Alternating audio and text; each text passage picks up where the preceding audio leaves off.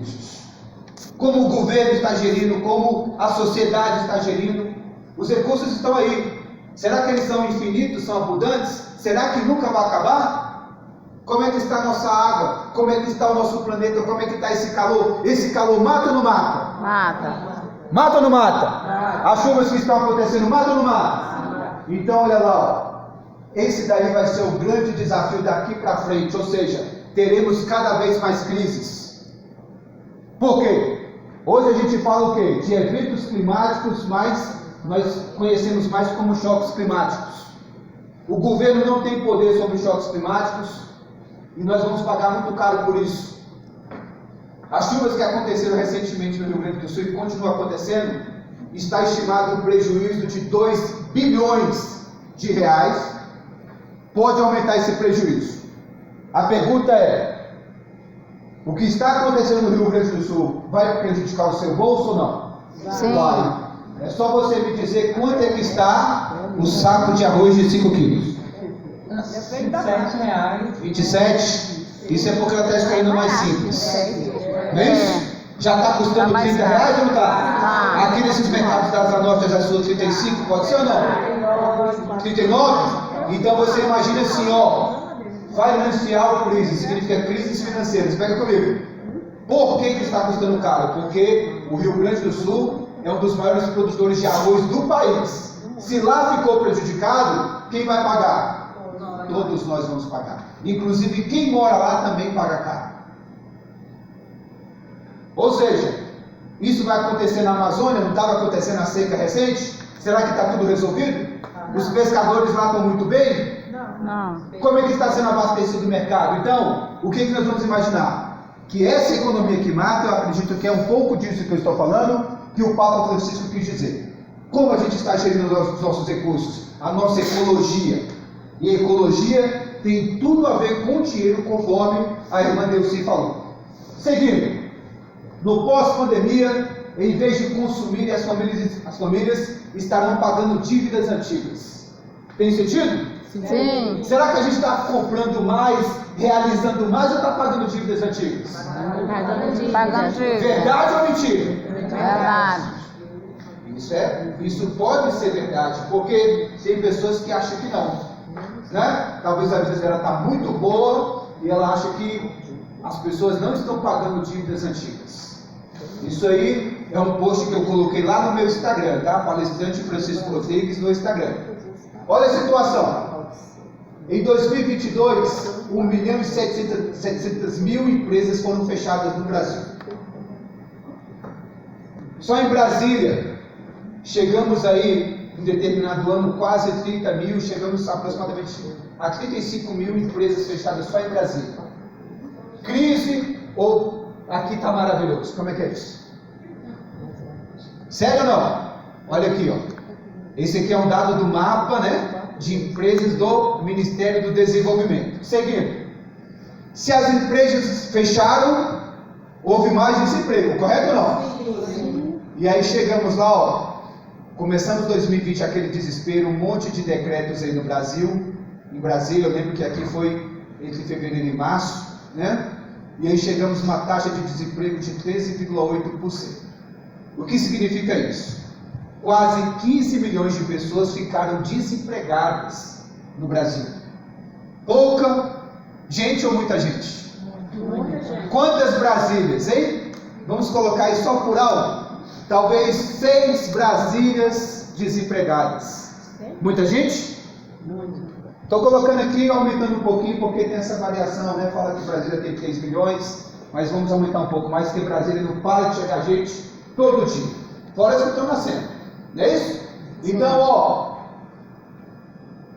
Aí veio a crise muito forte de 2020 com a pandemia, sofrimento, aquele monte de pessoas sendo enterradas. Eu confesso que aqui, pessoal, eu entrei num sofrimento muito grande, pessoal. O que é isso? Eu, de fato, eu estou o tempo todo antenado em notícias, eu gosto muito de notícias. E aí eu fiquei o tempo todo, né, assistindo todos os jornais que estavam ao meu alcance e não parava de assistir o Jornal Nacional. Como tinha muitas pessoas que estavam sendo enterradas e o Jornal Nacional e a Globo gostam muito do sensacionalismo, aquela questão de aumentar a dor, eu comecei a ficar doente. Depois do Jornal Nacional eu perdi o sono e eu não conseguia dormir. Tinha situações que eu ia conseguir dormir de 2 a 3 horas da manhã. Eu entrei num processo de sofrimento porque a minha dor ficou muito grande com tanta gente morrendo. Muita mesmo. Eu tive uma outra situação que eu tive essa experiência. Foi na última seca que aconteceu no Nordeste, eu tive essa experiência. Foi um sofrimento enorme. E assim, a gente tem que tomar cuidado com a questão que a gente chama assim, você tem a pandemia e você tem a infodemia, que é aquela notícia que te causa mal, que te causa sofrimento. Então, a notícia que te causa mal, às vezes você tem que deixar ela de lado e procurar outras notícias melhores. Então, aqui eu estou desabafando para vocês o que aconteceu comigo. Então, ó, 13 milhões de pessoas desempregadas, foi diminuindo. Hoje, fechamos 2022 aqui, ó, com 10 milhões de pessoas desempregadas. Hoje a taxa está em 7,6%, mas não é menor ainda do que 2012, que era 7,4%. O que eu quero passar com isso é que após 10 anos, o Brasil ainda não superou as crises que aconteceram ali em 2008 até 2012. Então a gente precisa avançar, o Brasil precisa melhorar. Certo? Ou seja, agora, nesse momento, o Brasil tem 8 milhões e 300 mil pessoas desempregadas. Melhorou um pouco, não melhorou? Ou seja, mostra que a economia está se aquecendo. Só que aí, além dos desempregados, nós temos os desalentados. Anote isso aí, que isso talvez aconteça na sua casa, na sua família. E isso é uma dor muito grande. O que seria isso? Desalento significa o quê? Você ficar mais desanimado, mais na sua, mais isolado. O que é isso? São pessoas que desistiram de procurar um emprego porque acreditam que não vão conseguir mais voltar para o mercado de emprego. A esperança acabou porque entregou muito currículo, fez muita entrevista, fez um monte de coisa, gastou com Uber, pediu dinheiro emprestado de passagem. Tem pessoas assim ou não? Eu não vou procurar mais, mãe, ó, pai, eu não consigo mais, eu não tenho mais esperança que ninguém vai me dar emprego. Chegamos aqui, ó, a 6 milhões de pessoas nesse nível no Brasil. 6 milhões. E aí nós temos, junto com esses, os subocupados, que são aquelas pessoas que trabalham de 2 a 4 horas no máximo por dia. Ou seja, vamos lá, não preciso nem ir longe. Quiser falar aqui, por favor, para todo mundo ouvir? Não vamos nem longe.